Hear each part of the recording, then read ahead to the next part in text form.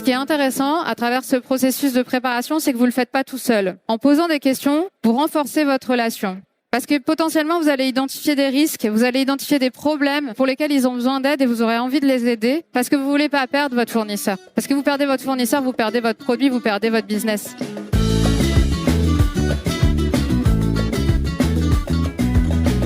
Bienvenue dans le podcast du Collectif Café spécial Paris Coffee Show 2025.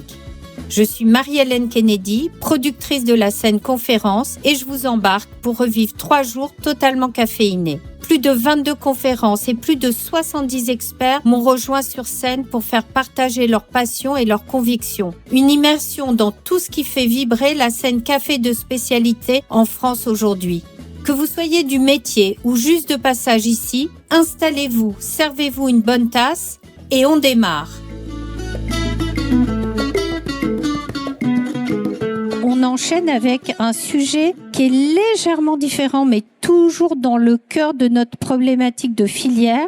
C'est le règlement européen qui va rentrer en application. Et notre experte d'aujourd'hui, c'est Alice Juguet. Alors Alice travaille chez Sobi Green, mais pour certains d'entre vous, vous la connaissez déjà parce que ça fait bien longtemps qu'Alice est dans la filière café.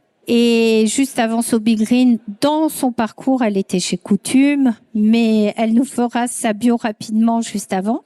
Alors pourquoi la dernière ligne droite avant le règlement européen sur l'importation, entre autres, de café? Vous allez voir que ce règlement, il va impacter pas que la filière café, mais il va impacter la filière et donc l'importation de café vert.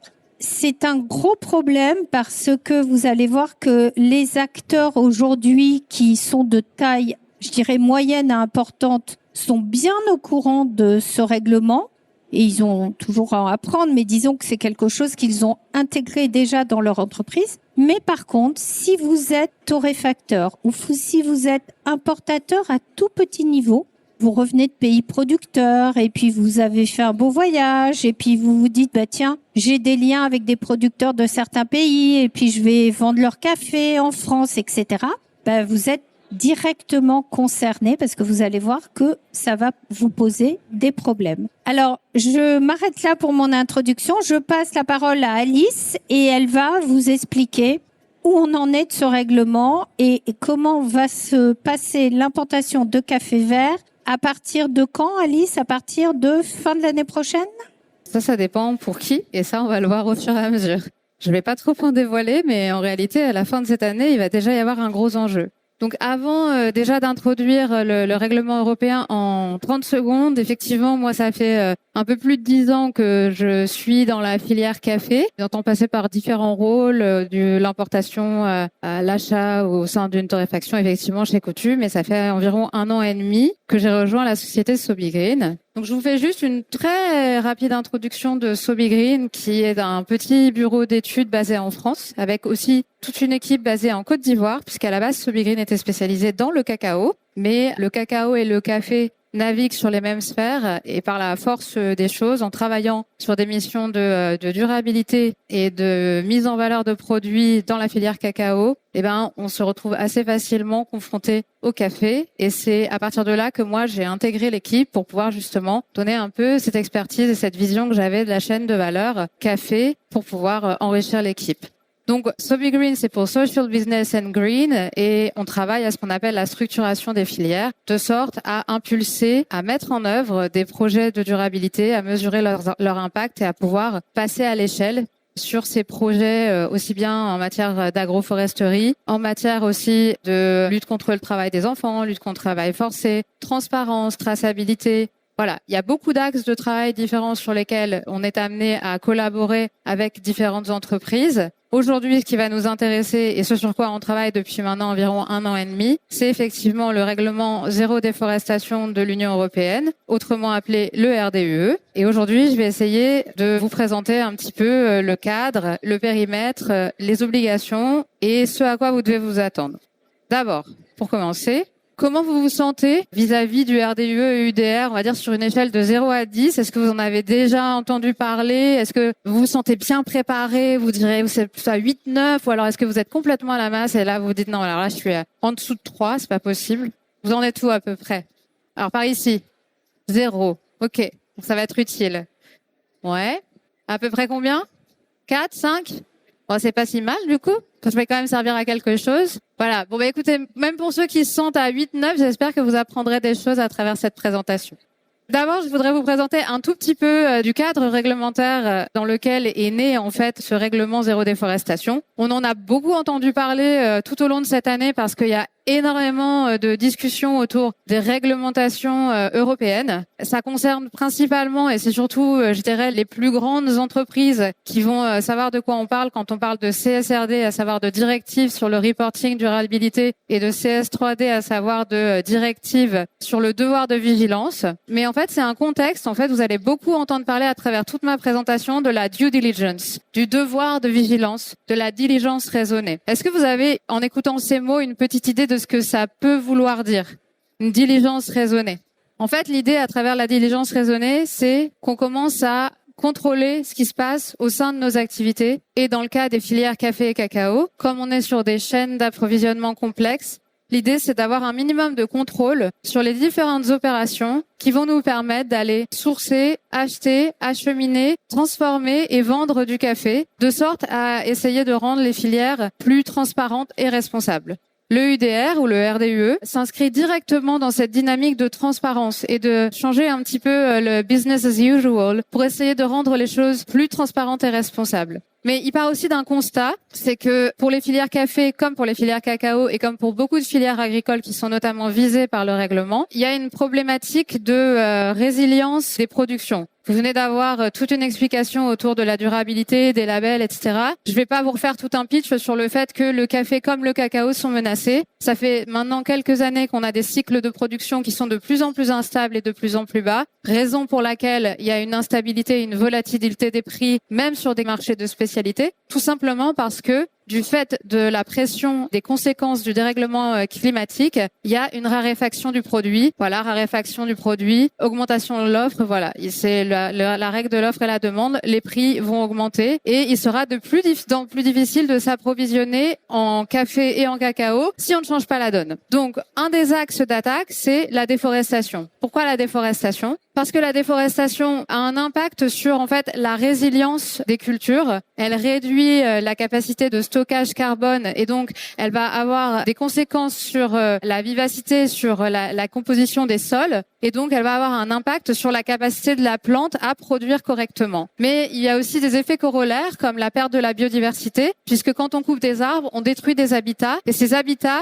potentiellement vont abriter des prédateurs qui peuvent aussi protéger les plantes naturellement. Ça veut dire qu'il faut avoir recours à des pesticides ou à des fongicides pour pouvoir protéger les plantes. Et donc, ça va avoir un effet pervers. Ça va être un cercle vicieux puisqu'on va encore plus abîmer les sols. Ça va encore plus générer de dérèglements climatiques, etc., etc. Donc, la raison pour laquelle on s'attaque à la déforestation, c'est d'une part parce que elle est extrêmement conséquente. C'est-à-dire que depuis les années 90, il y a plus de 420 millions d'hectares de forêts qui ont été détruits sur les 3 bassins les plus importants qui sont le bassin d'Amazon, du Congo et indonésien, et que à travers notre consommation de café et notre importation de café et de cacao, on est responsable aussi de cette déforestation. Parce qu'on ne fait pas attention à ce qu'on achète, on est responsable aussi. En tant que consommateur, et évidemment, quand on est torréfacteur ou grand négociant, on est aussi responsable. Et donc, l'ambition à travers, en fait, cette réglementation zéro déforestation, c'est vraiment de dire que maintenant, aujourd'hui, les personnes qui vont acheter et mettre sur le marché doivent prendre leurs responsabilités. Donc, c'est-à-dire qu'on peut plus juste acheter du café en disant j'ai besoin du moins cher parce que vous comprenez, j'ai une offre très importante et en fait, ils n'ont pas beaucoup de ressources et donc j'ai besoin d'avoir un prix le plus bas possible. Non, ça fonctionne plus. Il va falloir mettre en place un cahier des charges, en quelque sorte, un certain nombre d'objectifs qui nous permettent en fait de nous assurer que le café qu'on achète est responsable. Et là où c'est difficile, c'est qu'avant on demandait rien. Donc forcément, passer de rien à un tout petit peu, c'est un pas de géant. Même si ça paraît pas, c'est un pas de géant. Voilà.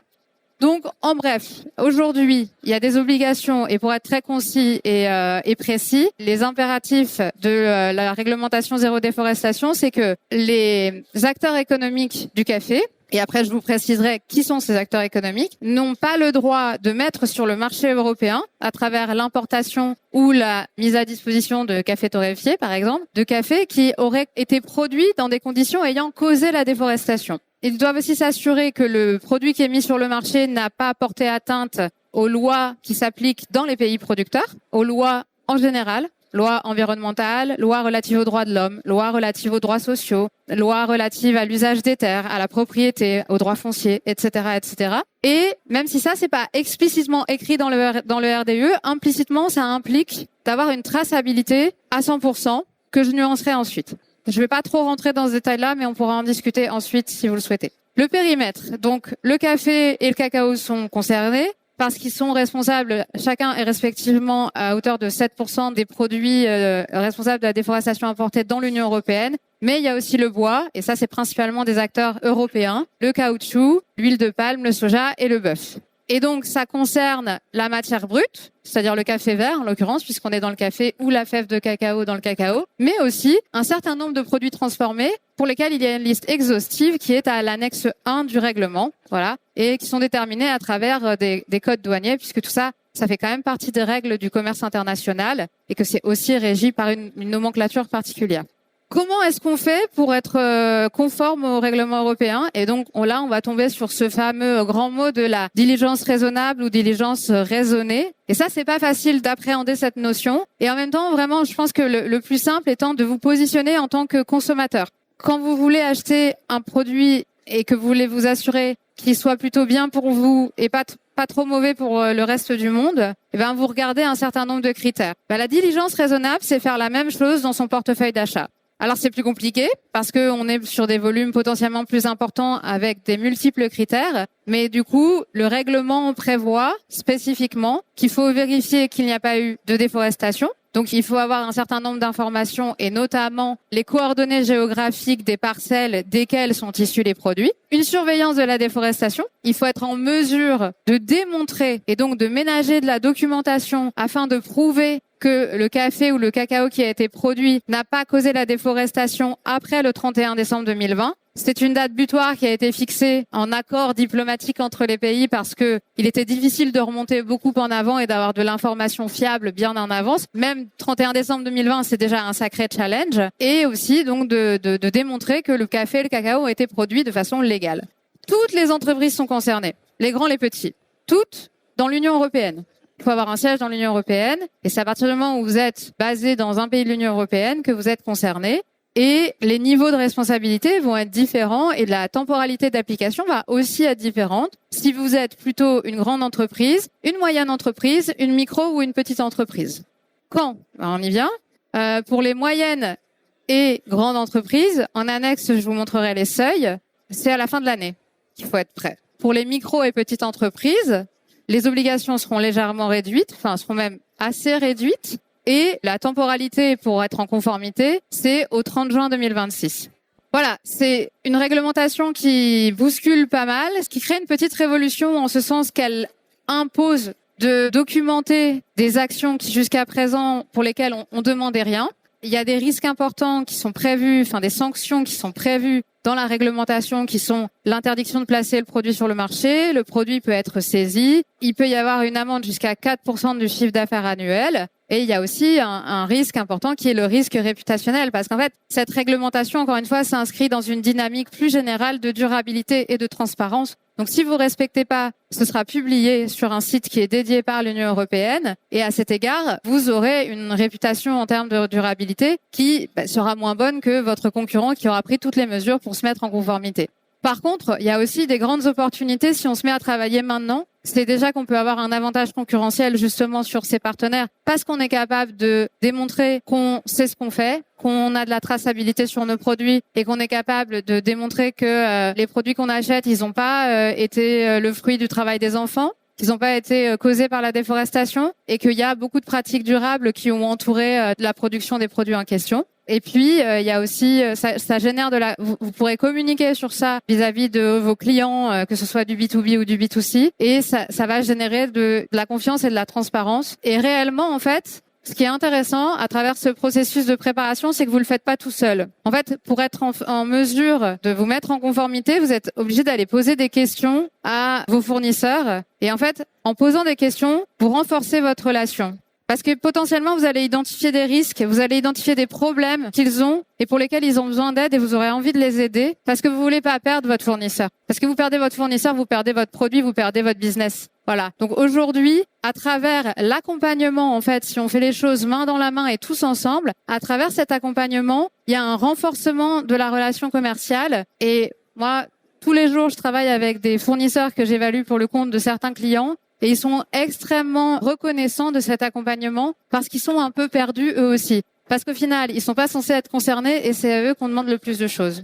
La seule chose que je voulais vous quand même écrire dans cette présentation, c'est que la diligence raisonnée, la due diligence, c'est un concept qui est général et qui est repris dans beaucoup de législations de durabilité. Mais dans le règlement zéro déforestation, il est extrêmement bien décrit. Alors je sais que les textes légaux, c'est pas très drôle à lire. Toutefois, franchement, c'est un texte qui est relativement facile à lire, relativement compréhensible. Et les articles 9, 10 et 11 de cette réglementation décrivent le processus de déploiement de la due diligence. Et ce que je vous disais, comment est-ce qu'on fait pour se renseigner sur sa chaîne d'approvisionnement? On va chercher de l'information. Article 9, collecte d'informations. Sur la base de cette information, une fois que vous avez une information, vous devez l'analyser, vous devez la mettre en perspective avec des critères que vous allez établir. Ça s'appelle de l'analyse de risque et ça, c'est de l'article 10. Une fois que vous avez identifié un risque, s'il n'y a pas de risque, formidable, vous y allez. S'il y a un risque, qu'est-ce que vous faites?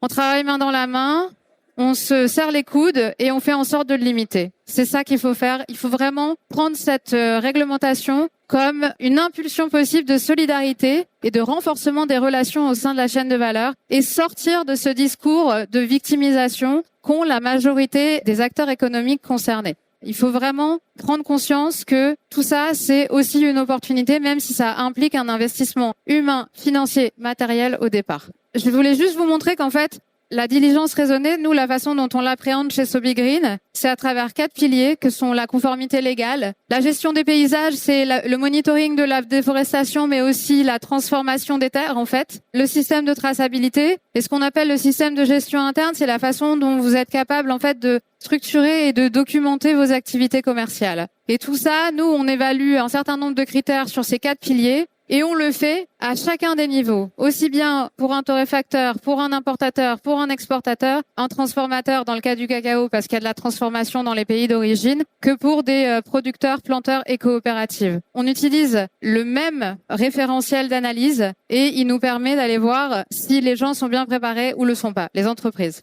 Comprendre votre statut. Je vous l'ai dit, tous les acteurs économiques sont concernés, quelle que soit leur taille, si ils sont dans l'Union européenne. Toutefois, la qualification, c'est-à-dire la façon dont vous allez être considéré, va être différente selon que vous importez un produit et que vous vous chargez du dédouanement, auquel cas, pour la première fois, vous le mettez sur le marché, ou si vous êtes un torréfacteur, que vous achetez du café vert à votre importateur et que vous le torréfiez pour le mettre sur le marché, vous êtes un commerçant, vous n'êtes plus un opérateur. Et cette qualification est fondamentale. Selon votre statut, vous aurez un niveau d'obligation qui va être différent. Et pour qualifier votre statut, ça c'est pareil, cette présentation dure 30 minutes. Vous n'allez pas tout comprendre en 30 minutes. Le but étant de vous présenter les grands axes et si vous avez besoin de plus de détails, vous venez me voir à la fin. Mais grosso modo, la grande différence c'est ça. L'opérateur, il importe, il dédouane, c'est-à-dire qu'il passe la barrière frontalière, douanière, légale et il met pour la première fois sur le marché. Le commerçant, il reprend le produit tel quel, enfin presque,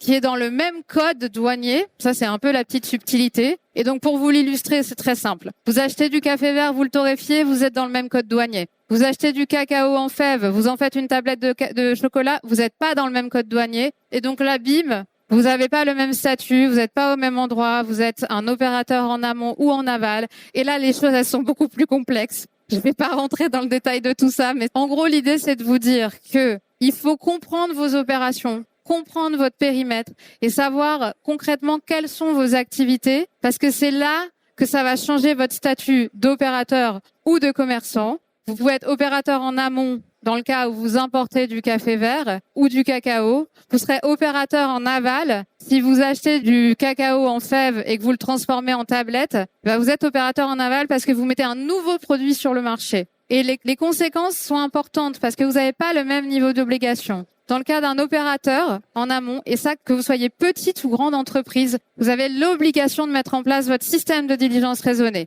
En gros, ça veut dire faut tout cadrer, faut tout contrôler plus ou moins. En tout cas, il faut ménager des preuves et des documents pour démontrer que c'est le cas. Quand vous êtes un opérateur en aval, c'est pas vous qui, pour la première fois, avez été responsable de mettre le produit sur le marché. C'est votre importateur. D'accord? Donc, à partir de ce moment-là, vous avez une responsabilité, mais elle n'est pas la même. Les grosses entreprises, quand même, elles ont des plus grosses responsabilités que les plus petits. Donc, PME, c'est petites et moyennes entreprises. Moyenne entreprise, c'est jusqu'à 50 millions de chiffre d'affaires. Je suis pas sûr qu'il y en ait énormément ici qui ait 50 millions de chiffre d'affaires, mais il y en a. À partir de ce moment-là, vous êtes une grande entreprise. Et si vous êtes opérateur en aval, vous avez une obligation de vérifier que vos fournisseurs ont mis en place leur diligence raisonnée. Et vous-même, vous devrez faire ce qu'on appelle une déclaration de diligence raisonnée. Ah oui, ça, j'en ai pas encore parlé. Parce que c'est vrai que c'est un aspect important du règlement zéro déforestation, c'est que il faut mettre en place un système de diligence raisonnée pour s'assurer que le produit n'a pas causé la déforestation et a été produit légalement, mais il faut aussi soumettre au sein du système d'information européen une déclaration de diligence raisonnée. Donc en gros, vous vous enregistrez sur un système informatique qui a été créé par l'Europe, vous rentrez un certain nombre d'informations que je vous montrerai après et vous devez déclarer vos produits. La déclaration, c'est vraiment l'acte qui va créer la responsabilité plus importante.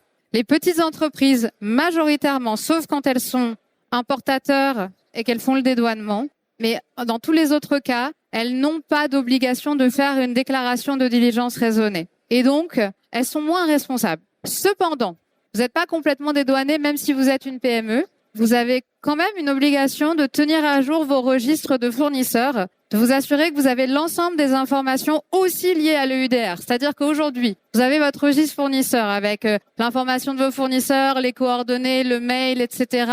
Voilà. Et ben là, il va falloir ajouter une petite case avec les numéros de déclaration de diligence raisonnée qui vont correspondre aux produits que vous leur achetez. Voilà, il faut absolument être conscient qu'il y a un tout petit nombre de pratiques à changer qui sont pas forcément très coûteuses. Par contre, faut en être conscient. Voilà, parce que vous n'allez pas avoir une grosse responsabilité et vous risquez pas une amende conséquente, tout simplement parce qu'on peut pas demander à une petite entreprise, en toute logique, d'être aussi capable de contrôler qu'une grosse entreprise qui fait des volumes gigantesques et qui va avoir un impact sur la filière autrement plus important. Toutefois, ce qu'on demande à tout le monde, c'est son devoir de s'informer. Et c'est son devoir de se documenter. Voilà. Et ça, on est tous égaux à cet égard. Et il faut prendre un minimum conscience de ce qui se passe dans ces opérations.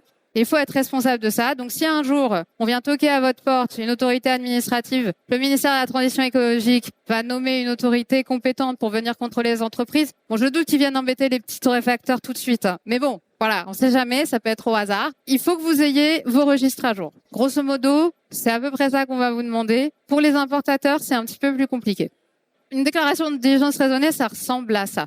C'est un document comme ça qui intègre l'information des produits, qui va correspondre à une information que vous avez l'habitude de donner aux douanes. Vous aurez un numéro là qui est en fluo, qui est le numéro de référence. Normalement, il y a aussi un code de validation que vous transmettrez en plus de votre déclaration en douane avec un code douanier spécifique. Et ça, les douanes, elles vont vous expliquer, vous les appelez, ça va bien se passer. Donc l'identité de l'opérateur avec tout ce qu'il faut pour importer et distribuer des produits sur le marché européen. Les coordonnées géographiques. Bon, j'en ai pas trop parlé parce qu'ici on est quand même beaucoup plus en aval de la chaîne. Je sais pas quel public j'ai en face de moi, importateurs, mais aussi potentiellement des torréfacteurs. Bon voilà, vous allez pas avoir le même niveau de responsabilité. Mais les coordonnées géographiques, en gros, c'est qu'on veut avoir un dessin de la parcelle de café ou de la ferme de café. Parce que, en fait, c'est le point de départ de la traçabilité. Il faut bien qu'on sache d'où ils viennent. Et si on veut faire un contrôle de la déforestation, il faut qu'on ait des informations précises. Donc, il faut qu'on ait des coordonnées géographiques. Et ça doit être intégré dans la déclaration de diligence raisonnée sur le système d'information européen. Et à la fin, il y aura aussi une petite déclaration de conformité à valider. C'est une petite case que vous cochez, c'est très facile. Et à la fin, vous avez un numéro de référence et un code de validation. Quand vous faites cette déclaration, le système, il va pas tout vérifier tout seul. Le système, c'est un système d'enregistrement. Donc, hop, il enregistre un document. Et en fait, ce document, c'est une déclaration. Ça veut dire que vous déclarez que les produits que vous mettez sur le marché, ils sont légaux au regard de cette réglementation. Donc, pas de déforestation, produits légalement. Ça veut dire que vous avez fait le contrôle. C'est une présomption de bonne foi de votre part. En fait, à partir du moment où vous faites cette déclaration. Par contre, le jour où les contrôles ne se feront que a posteriori, et pas pour tout le monde. Ça dépendra quel type de produit et d'où ça vient. Et une fois que vous aurez fait ça, on va vous dire, OK, vous avez déclaré ça, est-ce que c'est vrai? Et on va vous demander un certain nombre de documentations. Voilà, j'ai plein d'annexes. Je vous enverrai tout ça. Ça, je vous ai montré un petit peu étape par étape, mais je sais que mon temps est imparti et que Marie-Hélène veut pas que je parle trop. Donc, prenez mes coordonnées, n'hésitez pas. On peut discuter et si vous avez besoin de plus d'informations, je vais essayer d'être à la fois synthétique et précise. Ça peut très bien se passer. Voilà. Merci beaucoup, Alice. Je t'en prie. C'était intense. Tu as fait vraiment dans le temps imparti et je t'en remercie. Je t'en prie. Ça fait beaucoup d'informations. Mais je pense que la trame y est, les informations principales vous ont été données. En tous les cas, vous voyez, c'est quelque chose qui n'est pas à négliger, mais qui n'est pas non plus insurmontable. Non. Voilà, je pense que c'est important de le dire. Alors maintenant, on va quand même prendre une ou deux questions. Donc, première question, je crois que c'était madame. Bonjour. Du coup, il s'agit d'un règlement et pas d'une directive européenne. Est-ce qu'il faut s'attendre à une transposition en droit français de ce règlement ou on l'applique tel qu'il est rédigé actuellement par l'Union européenne? Alors en fait, les règlements, il n'y a jamais de transposition. Que ce soit pour les règlements ou pour les directives, il y a des guidelines qui sont communiqués par la Commission européenne et qui sont en fait des documents qui permettent d'éclaircir un certain nombre de points. Là, il y a beaucoup de commodités qui sont concernées. Autant le café et le cacao, ça se ressemble, autant avec le bois, ça n'a rien à voir. L'huile de palme, c'est différent aussi. Donc, il y avait un certain nombre de points troubles. Il y a eu une volonté à l'époque où il a été adopté d'aller vite, pour le pire et pour le meilleur, j'ai envie de dire. Ce qui fait que, voilà, il y a un certain nombre de doutes qui ont été entendus par la Commission européenne. Et maintenant, il y a de plus en plus de points d'éclaircissement. Mais non, le règlement, il est applicable en l'état. Il a déjà été repoussé d'1 an. Moi, je ne crois pas qu'il sera repoussé cette année. Voilà. Merci. Une dernière question. Bonjour Alice, j'en profite. 2 petites questions. 2 questions qui sont vraiment à l'opposé. Est-ce que tu penses, c'est plus ton avis concernant les circuits courts, que c'est un petit peu la fin des circuits courts, micro-lot, direct, puisqu'en fait un torréfacteur, sa vocation c'est pas d'importer. Et à l'opposé, je me posais la question par rapport à l'exportation, mais dans des gros volumes, que ce soit le cacao ou le café. On est sur des mélanges, au niveau de l'usinage. Je veux dire, concrètement, l'importateur, il devra déclarer quoi? C'est des sacs, des containers, sachant qu'en fait, l'origine en tant que telle sur des gros lots standards, donc on n'est pas sur du café de spécialité. Je veux dire, ça sera quand même bien souvent des mélanges, donc j'arrive pas à visualiser le truc. Ah bah de toute façon, il devra faire sa description de produit dans la déclaration de diligence raisonnée. Et il faut qu'il ait quand même une traçabilité minima. Désolé pour le mot un peu scientifique, mais à un niveau de ségrégation pour l'ensemble de ses produits. S'il n'a pas cette traçabilité, vaut mieux pas qu'il importe. Ça, c'est clair. Après, il y a importer et importer. Parce que vous pouvez importer sans dédouaner. Donc, ça dépend si vous transformez votre produit derrière. Par exemple, dans le cacao, c'est une chaîne de valeur très complexe où vous pouvez avoir une importation d'un produit qui va être tout de suite, parce que le siège est dans l'Union européenne, mais en fait, le produit, il va pas être dédouané, il va pas être mis sur le marché européen, il va être envoyé en Indonésie pour être transformé, et c'est ce produit-là qui va ensuite être un produit, ou l'inverse, ou alors il va aller à l'opposé aux États-Unis. Ça, c'est un peu difficile de répondre aujourd'hui, donc je vais me concentrer sur le torréfacteur et sur le circuit court. Moi, je ne crois pas que ce soit la fin. Par contre, ce dont je suis certaine, c'est qu'on pourra pas le faire de la même façon et de façon aussi innocente en se basant uniquement sur la bonne foi, ce qui était un peu toute la conviction et peut-être la force initiale du café de spécialité, mais qui est aussi un peu sa faiblesse. Donc je pense que c'est un mal pour un bien. Merci beaucoup. Je pense qu'on pourrait avoir au moins un échange de 1 demi-heure, voire 1 heure, et on serait encore à poser des questions à Alice. On l'applaudit bien fort. Merci Alice.